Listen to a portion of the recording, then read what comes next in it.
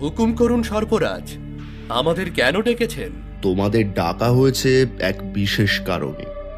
তোমরা এখন পূর্ণবয়স্ক, তাই তোমাদের এক কঠিন দায়িত্ব পালন করতে হবে।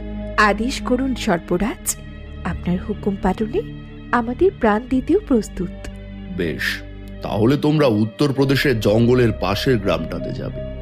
সেখানে আমাদের পূর্বপুরুষের রেখে যাওয়া সর্পমণি রয়েছে। সেই মণি তোমাদেরকে খুঁজে আনতে হবে। কিন্তু আমরা সেই মণি কি করে খুঁজে পাবো? প্রতি পূর্ণিমা রাতে ওই মণি নিজে নিজে আলো ছড়াবে, আর সেই আলো একমাত্র তোমরাই দেখতে পাবে। কিন্তু মনে রেখো, মানুষদের মধ্যে অনেক লোভী আছেন, যারা এই মণি পাওয়ার জন্য অনেক কিছু করতে পারে। তোমাদেরকে তাদের হাত থেকে সাবধান থাকতে হবে। ঠিক আছে সর্পরাজ, আমরা আগামী পূর্ণিমাতে ওই মণি খুঁজে এনে আপনার হাতে তুলে দেব। এবার চলো নাগিন।